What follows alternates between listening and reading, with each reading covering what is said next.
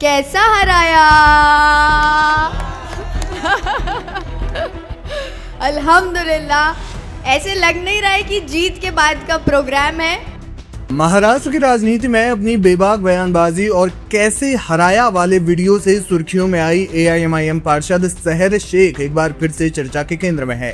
हालांकि इस बार वजह कोई चुनावी जीत नहीं, बल्कि उनके और उनके पिता यूनुस शेख के खिलाफ फर्जी दस्तावेजों के जरिए चुनाव लड़ने के गंभीर आरोप हैं। ठाणे की तहसीलदार की हालिया जांच रिपोर्ट ने मुंबई की राजनीति में हड़कंप मचा दिया है, जिससे शहर शेख के खिलाफ धोखाधड़ी का मामला दर्ज करने की सिफारिश की गई।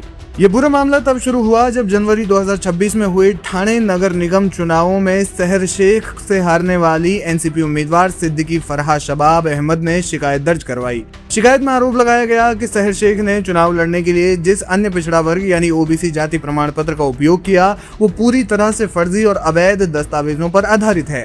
शहर शेख ने मामले में स्पष्टीकरण दिया है। उन्होंने क्या कहा वो आपको बताएंगे, लेकिन उससे पहले आपको जानकारी दे दें कि ठाणे के तहसीलदार उमेश पाटिल द्वारा की गई विस्तृत जांच में कई चौंकाने वाले तथ्य सामने आए हैं।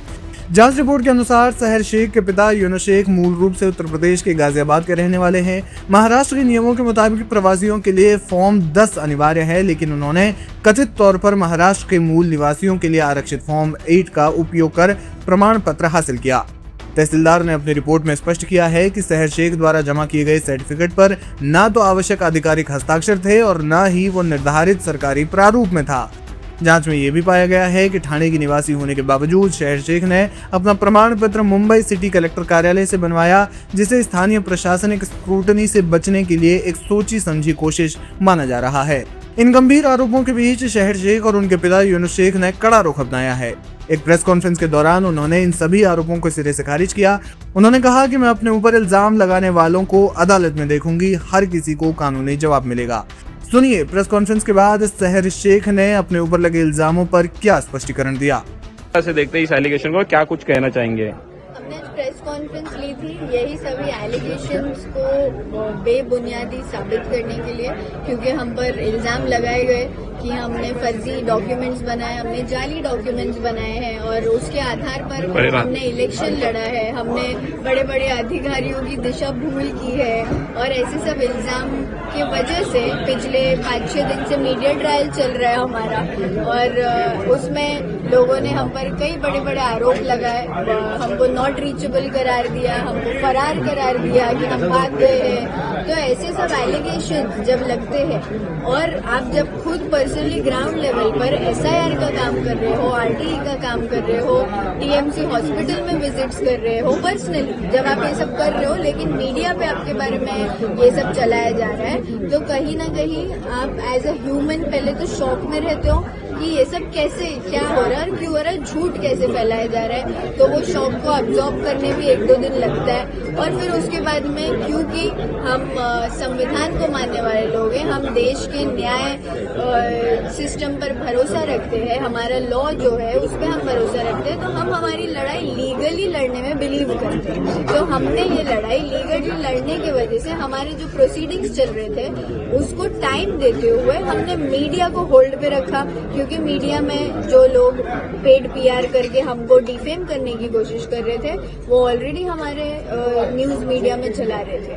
तो आज ये कॉन्फ्रेंस बहुत जरूरी थी लोगों को गलत साबित करने के लिए, जो हमने आज इसलिए ली है। एक आखिरी सवाल, शहर शेख का नगर सेवक पद धोखे में, ऐसी टैगलाइन चलाएगी, क्या शहर शेख का सच्ची में नगर सेवक पद धोखे में आ सकता है, या आपके पास सच्ची में कास्ट सर्टिफिकेट के जो डॉक्यूमेंट जो जरूरी थे वो आप पेश करेंगे कोर्ट में हो, या आगे की लड़ाई किस प्रकार से रहेगी, क्या कहेंगे? लड़ाई तो कोर्ट में ही है, जिन्होंने इल्जाम लगाए हैं उनको भी मैं कोर्ट में ही देखूंगी, और जिन्होंने मेरे डैड को साबित करने की कोशिश की है कि वो महाराष्ट्र के रहवासी नहीं है उनको भी हम कोर्ट में देखेंगे, तहसीलदार को भी हम कोर्ट में देखेंगे जो हमारे खिलाफ जिन्होंने 1 साइडेड रिपोर्ट पास करी है, उनको भी हमने लीगली एक नोटिस भेजी है। हमने लोकमत जो न्यूज चैनल है और एक सुफियान खान, जावेद सिद्दीकी, फराह सिद्दीकी और NCP SP का एक इंस्टाग्राम हैंडल है, ऐसे पेजेस को डेफेमेशन का नोटिस भेजा है, लीगल नोटिस भेजा है, क्योंकि उनके जरिए ऐसे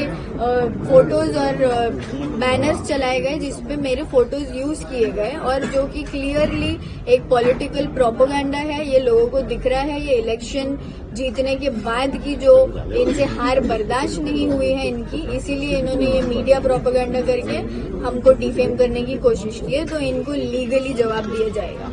आपको बता दें कि सहर शेख AIMIM की प्रत्याशी के तौर पर मुंब्रा से पार्षद के लिए चुनाव लड़ रही थी और इसमें उन्होंने जबरदस्त जीत हासिल भी की।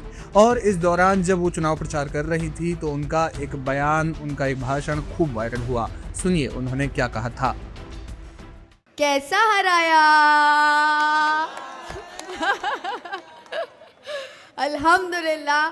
ऐसे लग नहीं रहा है कि जीत के बाद का प्रोग्राम है, क्योंकि इलेक्शंस हो जाते हैं, रिजल्ट्स डिक्लेयर हो जाते हैं, लोग अपने अपने काम में लग जाते हैं, बट अल्हम्दुलिल्लाह अल्लाह ने इतनी इज्जत बख्शी है और इतना प्यार नवाजा है मेरे वालिद साहब को, मुझे और इस बार पूरी की पूरी MIM पार्टी को अल्हम्दुलिल्लाह कि सभी लोग इलेक्शन के बाद भी बुलाने पर उसी तादाद में अल्हम्दुलिल्लाह यहाँ मौजूद है जैसे इलेक्शन के प्रोग्राम में थे। आप सबका बहुत बहुत शुक्रिया यहाँ आने के लिए और हमारा हौसला अफजाई करने के लिए।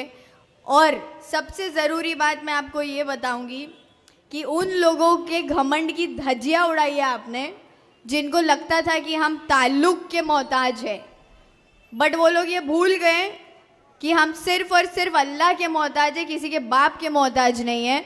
और ये मुमरा ने अल्हम्दुलिल्लाह साबित किया है, स्पेशली 30 नंबर पैनल ने। मैं शुक्रगुजार हूँ आप सबकी, जिस तरीके से बढ़ चढ़ कर हम सब ने इस बार MIM पार्टी के सभी कैंडिडेट्स को जिता कर लाया अल्हम्दुलिल्लाह। एक बार आप लोगों के लिए ज़ोरदार तालियां खुद के लिए बजाइए, क्योंकि आपने हक का साथ दिया और हक की आवाज़ में हमको हमारी ताकत बढ़ाई है, जो कि बहुत बड़ी बात है हमारे लिए। Thank you very much. क्योंकि दुश्मन ये समझ रहे थे कि हम हार जाएंगे, हम हारने वाले हैं। इलेक्शन के लास्ट रिजल्ट के दिन की काउंटिंग के वक्त पर भी उनको यही लग रहा था कि इनकी तो सीटें जाने वाली है, बट क्योंकि आवाम वहाँ प्रेजेंट नहीं होती, आप लोगों को पता नहीं होता काउंटिंग का मंजर कैसा होता है। मैं आप लोगों से ये शेयर करना चाहती हूँ, जब हम अंदर जाते हैं स्टेडियम में तो एक बाउंड्री मारी हुई होती है जाली की, और ख़ास करके लेडीज़ के लिए बता रही हूँ, आप लोगों को भी पता नहीं होती ये बात।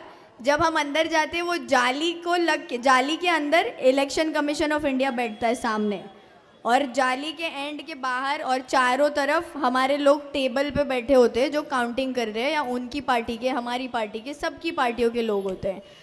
अब उस काउंटिंग के वक्त सब उम्मीदवार भी वहाँ प्रेजेंट होते, तो 30 नंबर पैनल के सभी उम्मीदवार वहाँ प्रेजेंट थे। काउंटिंग हो रही थी, डब्बे खुल रहे थे और सबके वोट्स बाहर आ रहे थे, किसने कितना लिया, किसको कितना गया। सेकंड डब्बा जब खुला, फर्स्ट डब्बा खुला, सेकंड डब्बा खुला, जब सेकंड डब्बा खुला तो तुतारी वाले एक एक करके काउंटिंग के रूम से बाहर जाने लगे, क्योंकि उनको पता चल गया था हाईएस्ट वोटेड कैंडिडेट अल्हम्दुलिल्लाह सहर यूनुस शेख का नाम लिया जा रहा था बार बार बार बार।